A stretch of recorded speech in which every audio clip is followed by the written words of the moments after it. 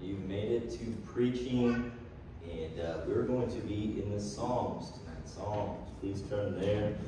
And when you get to Psalms, go ahead and turn to 121. And 121, the song or a song of decrees finds you right here. Many of these superscriptions right below where it says Psalms, but right above verse 1, you'll see that it's a song of decrees, a song of, degrees.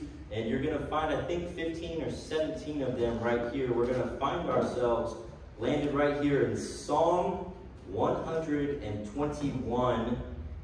And we're going to be reading about the Lord. We're going to be reading about God. We're going to be reading about help. Just where does help come from? Psalms 121, all read a song of degrees. I will lift up mine eyes unto the hills, from whence cometh my help. My help cometh from the Lord, which made heaven and earth. He will not suffer thy foot to be moved. He that keepeth thee will not slumber. Behold, he that keepeth Israel shall neither slumber nor sleep. The Lord is thy keeper. The Lord is thy shade upon thy right hand. The sun shall not smite thee by day, nor the moon by night. The Lord shall preserve thee from all evil. He shall preserve thy soul. The Lord shall preserve thy going out and thy coming in from this time forth and even forevermore. Lord, we need you, God.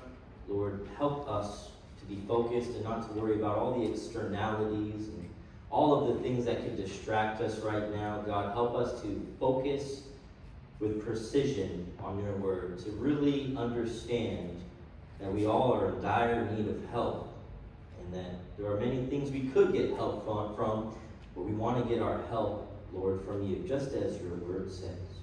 And in Jesus' name we pray. Amen. All right, Psalm 121. Where does your help come from? Well, the title of the sermon is My Help Comes from the Lord. Point number one, very simple. God is my helper.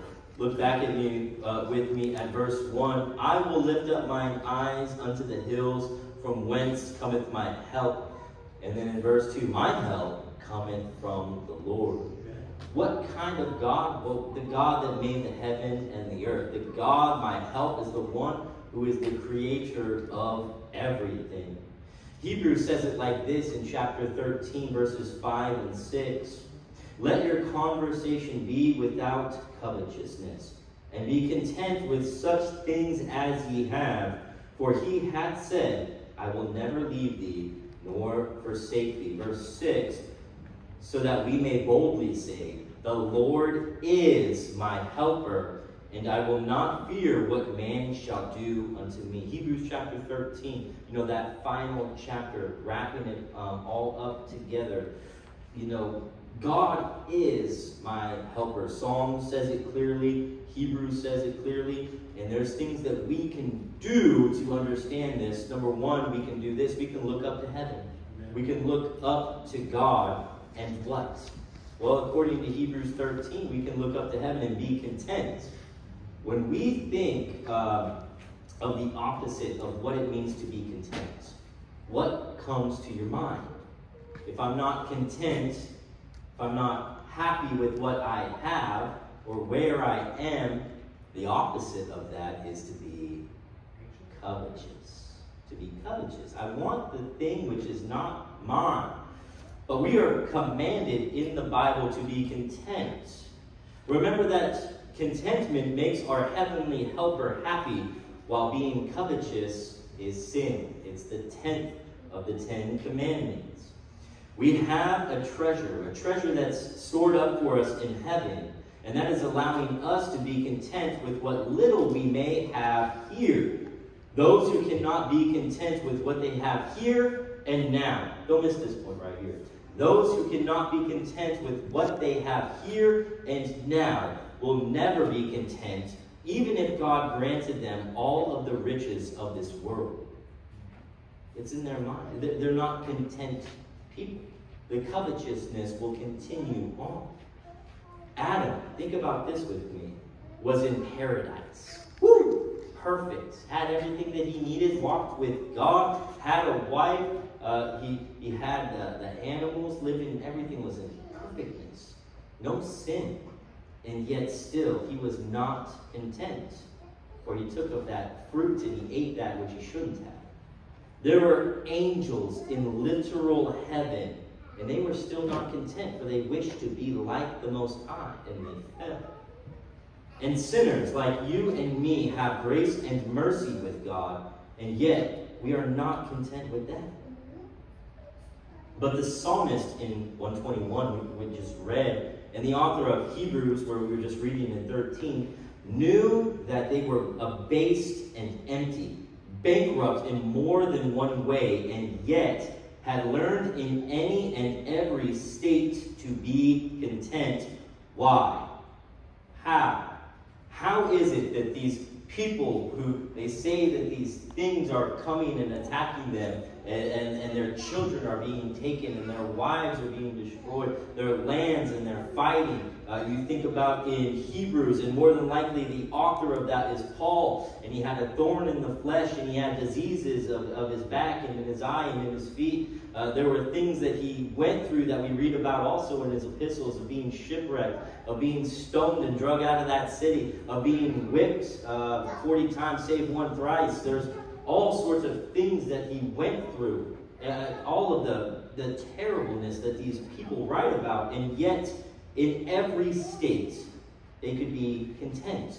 They could be happy. They could be joyful. They could be content with what they had. How?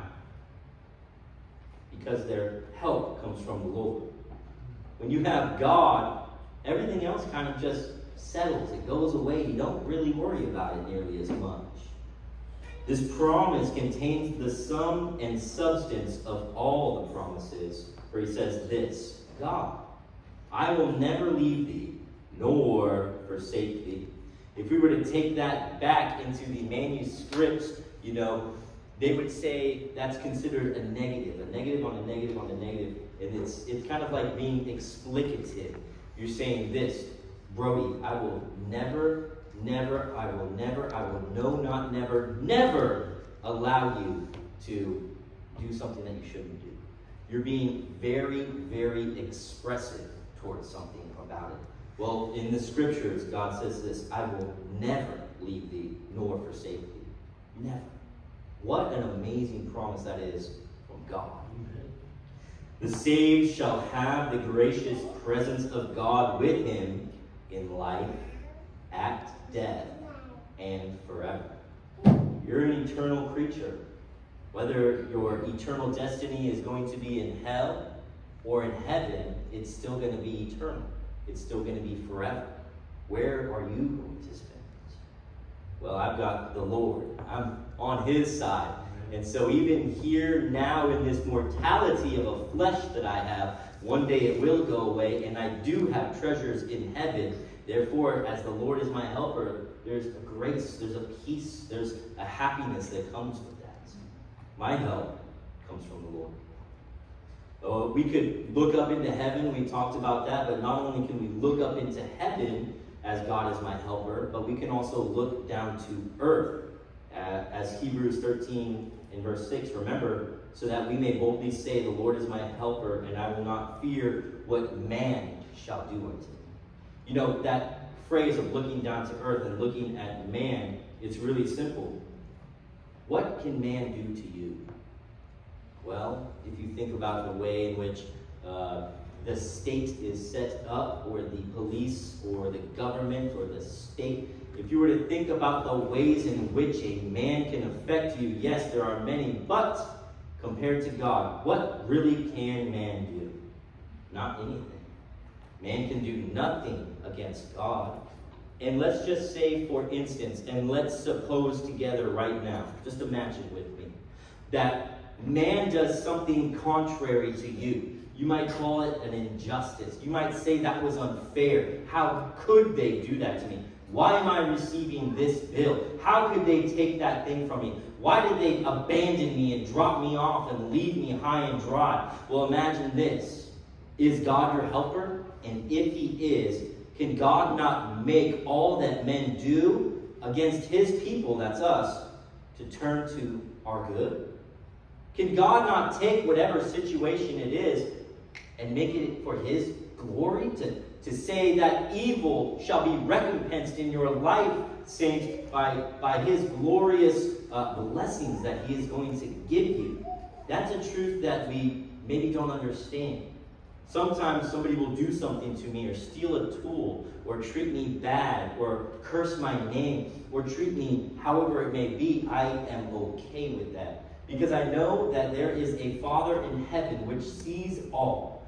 He is my helper, and I know that he is going to recompense. He will repay me. He will reconcile that evil that was done unto me in some other way.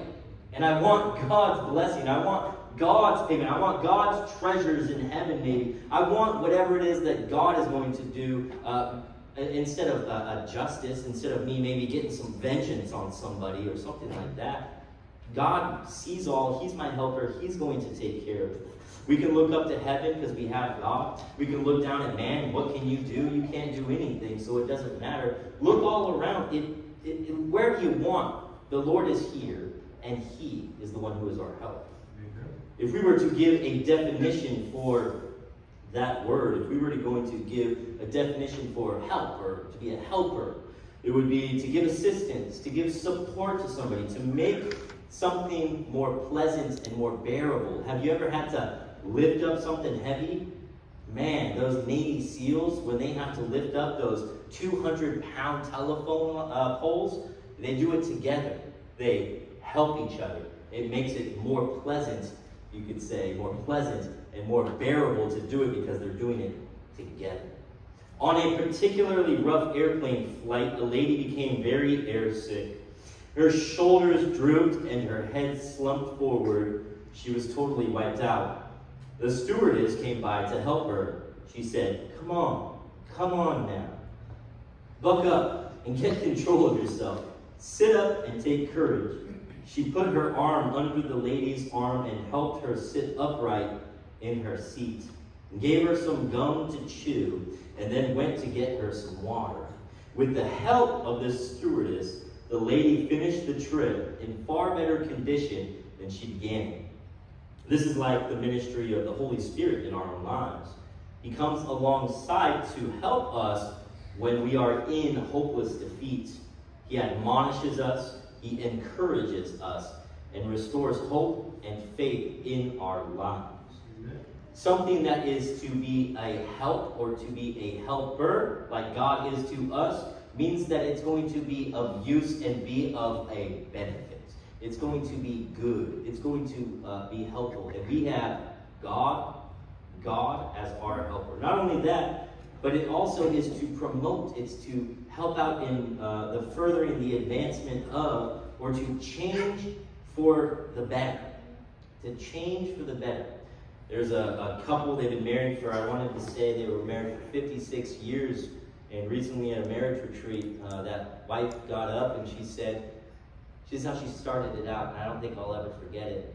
The question to her, and she was posed it on Friday, came back on Saturday and had written an entire essay.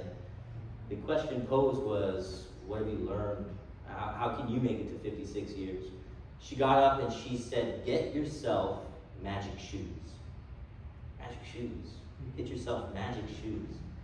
And her husband's standing right there. And she said, in the mornings for countless decades now, she's a smaller lady, and they've got a big bed they got to crawl up into. Well, they got this little steps that they put up next to the bed, kind of like for your little dogs. And so she gets up in the bed, but before she gets up on the stairs to get up into her bed, she takes off her slippers, her magic shoes. She puts them like so, takes them off, boop, boop, boop, hops in the bed. She says every morning when she wakes up, her magic shoes she never sees are now facing this way. And she doesn't know how it happens. But of course, it's her loving husband.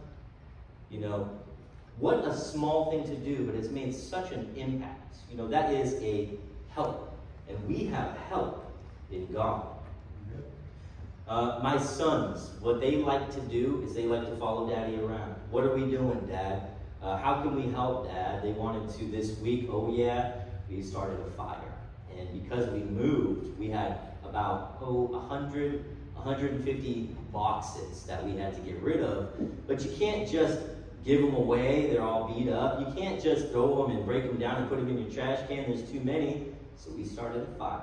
Oh, yeah. Now, if you're from the country, a lot of people get rid of their trash by just burning it. Now, we didn't burn like plastic and bags and things like that. We just burned the cardboard. And the boys, they just wanted to be a help. Dad, how can I help? My son, he pulled out the lawnmower and he mowed the backyard all on his own. Did it by himself. It took him 2 days. And he did it. He just wanted to be a help. Amen for that. You know, there is a water safety rule. Is anybody a lifeguard? Anybody familiar? Well, here's the training. If you see a man drowning and he's going to die, when you get into that animal instinct, you fight.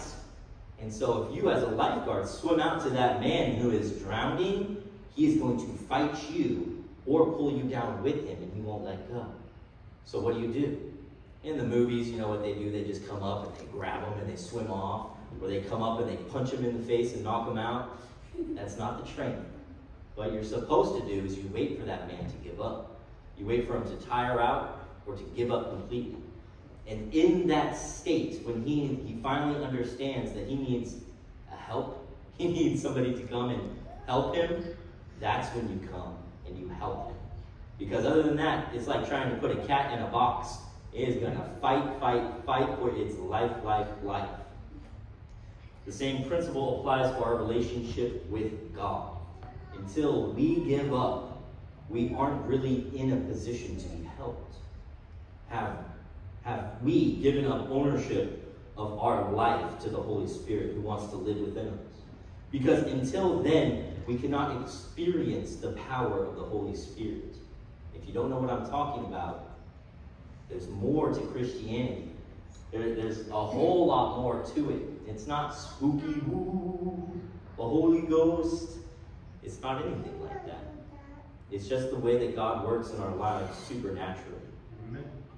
God is our help, but God is also our keeper. Look back at verses 3 and 4 and 5. He will not suffer thy foot to be moved. He that keepeth thee will not slumber. Behold, he that keepeth Israel shall neither slumber nor sleep. The Lord is thy keeper. The Lord is thy shade upon thy right hand. You know, that word, if we were to go back into the ancient Hebrew, just means to hedge about, to have protection around it. It's a guard. It's generally just there to protect or to attend to whatever it is that it's around. God is my keeper. That word just means to hedge it about, to have some protection. Build some walls around that thing. God is our keeper. God is the one who, for instance, will protect me and you from evil.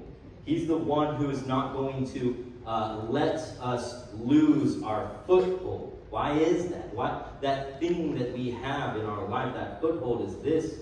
It's a foundation. It's on God's infinite power and his goodness. That's the thing upon which we stand. So God as our keeper, we have a foundation that will not fail. It cannot be moved. And when we stand on this basis, nothing can move us. We'll never be moved. We're going to be steadfast and sure, as the song says, as the sea billows roll, as those waves come in. We're not tossed to and fro with every wind of doctrine, with every doctrine of man, with every cunning fable designed to throw us off course. No, we have a foundation, and we are kept by God. We are kept by his foundation, by his truth. Our feet are planted on the rock.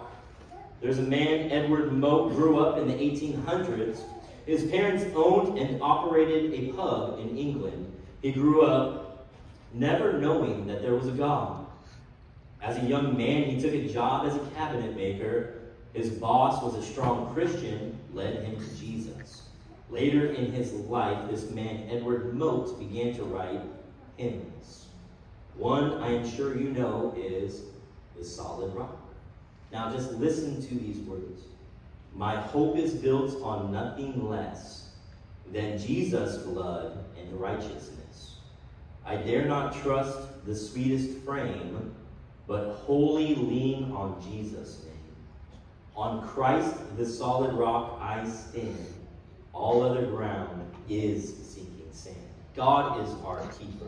God is our helper. God is always there for us. And not only that, but if you were to look back at Psalm 121, it says that the Lord is thy shade upon thy right hand. He's our shade in that unbearable desert of life. And life is hard. There's troubles in life. There's trials in life. There's heartache that comes in life. And when that cancer strikes, and when the job is lost, when the finances fail, when the friend abandons, when life hurts, when the enemy seems to be knocking down your defenses, remember that God is our keeper and that He is always there for us. Do you realize this, that God is always just a prayer away? He's not somebody who is far from us. We don't have to go through a medium. I don't have to go to a man, a building, a denomination. I don't have to do anything but simply speak and talk. I don't even have to make a verbal word come out of my mouth. I can just think it, and I am praying to the creator of the universe, the one whose hand moves the very world, the one whose hands created everything in all of existence. I can just simply go to Him in prayer whenever I want. Amen. God is there through all of our heartaches, through all of our struggles. He's our solid rock. Amen. He watches over us. God defends us. He keeps an eye on us and watches us. God is our keeper. Think about this, a shepherd. Does anybody ever live on a farm, take care of animals? You got to wake up early. You got to feed them. You got to give them water. You have to clean up their mess. You have to shave them. You have to walk them. You have to take care of their area. You have to maintain that. Then you have to, maybe you got to milk them. There's a lot of work that goes into that.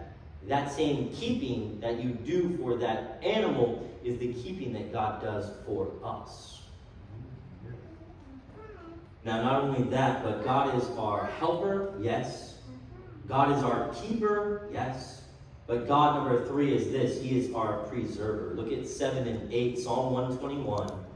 The Lord shall preserve thee from all evil. He shall preserve thy soul. The Lord shall preserve thy going out and thy coming in from this time forth and even forevermore. For always. Man, the thing that I think of when I read something like that, I think of eternal security. Amen. God, you're going to keep me no matter what. You're going to preserve me from the evil of sin. You're going to preserve my soul one day to go to heaven. You shall preserve my going out, my coming in from this time forth. How long? Forever. You're eternal. And your eternity on that moment where you have accepted Jesus Christ is now eternally changed for heaven forever. Jesus, God, right here says that I'm going to preserve you from now forever. Forever, I'm going to keep you. Amen. He's our preserver. 2 Timothy 4:18 says it like this. And the Lord shall deliver me from every evil work. Pause. Do you remember 2 Timothy? We talked about it on Sunday. We called it Paul's last will and testimony. If he needs to set some things straight. He needs to codify and concrete into that young preacher, Timothy, exactly what the church is going to be. And here he is, a few verses, the few last ones that are ever penned into the canon of Scripture. And this is what he says. And the Lord shall deliver me from every evil work, and will preserve me unto his heavenly kingdom, to whom be glory forever and ever. Amen. God is your preserver. God is my preserver. He preserves us from the evil. He preserves us from the evil one. The Lord shall preserve thee from all evil. Amen. Wickedness, bad qualities, mischievousness, moral bankruptcy, everything that you could think of that is bad, that is evil, that is in the world, every action that would constitute not just sin, but the action of it to harm somebody else, that evil encompassing, God preserves us. Amen. He takes care of us. He's our helper, He's our keeper, and He's our preserver. Not only that, but He's the preserver of our eternal soul. Paul, in his final hours, realizing that only the Lord stood with him. When Jesus went before Pilate, when Jesus went before that council, Caiaphas and Ananias, and they went and he stood there. No man stood with him. Nobody was on his side. Even his closest disciple, Peter, forsook him. And he was afraid of what would happen to him. Paul, here he is, knowing that there's only one that stands with him, the Lord. Not that the churches he had planted, not that the members that were there, not that the friends he had created, not that the loved ones whom he missed, not that any of these had forsaken him, but that in the light of his impending execution, Paul was convinced that the Lord was to be the only one to preserve him unto heaven. He said, "The Lord shall preserve me. The Lord shall deliver me from all these evil works, and will preserve me unto His heavenly kingdom." It doesn't matter where we are, God is our preserver. If we're saved, then He seals us, and we are going to heaven. Amen.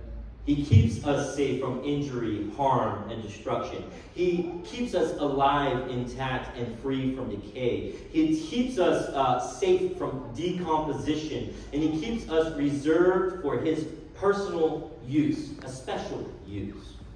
Because it is the God of the Bible that keeps us, that frees us from the decay of sin, saves us from the decomposition, and reserves us as His special people. Now here it is in conclusion, my help, our help. The Bible tells us our help comes from none other than the Lord.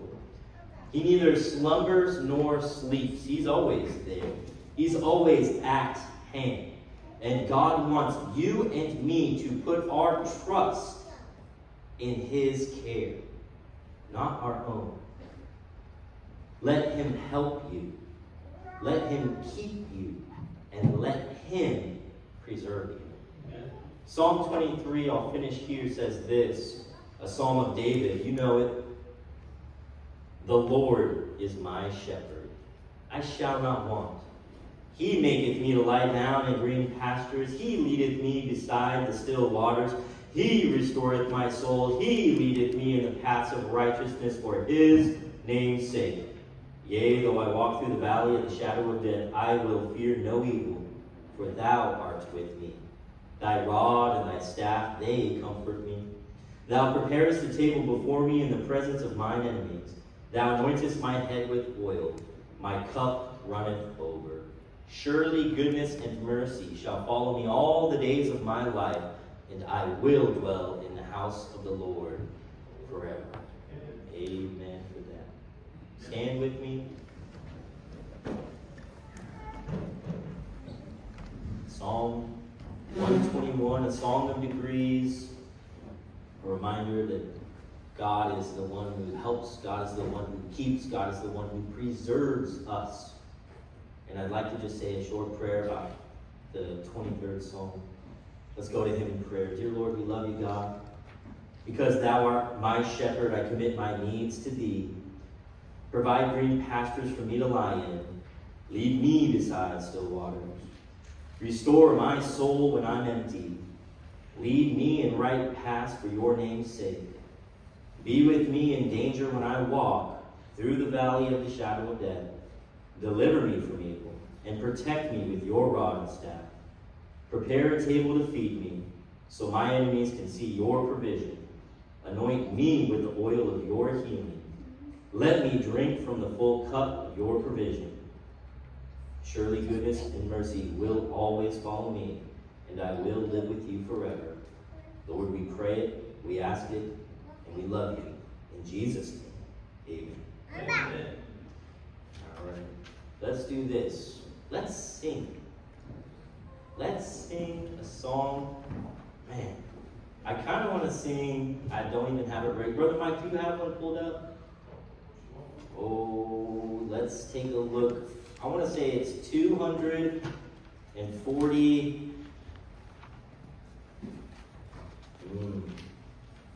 That's a good one. 240.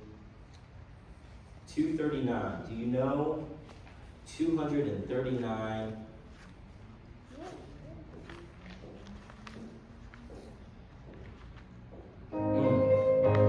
Let's sing this one out. If you don't know it, do your best.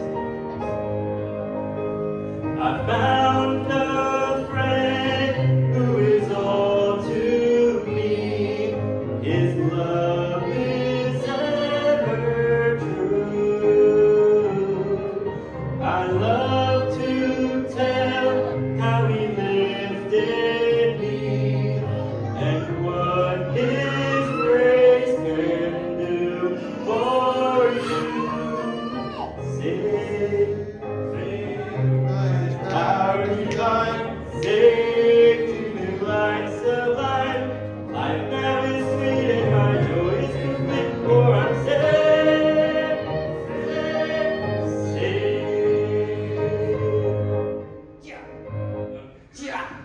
Good job. That's a beautiful song when you're trying to go on one of those right there. Amen. Praise the Lord. Thank you for coming. Stick around. Get a cookie, drink some coffee. You are dismissed. Thank you.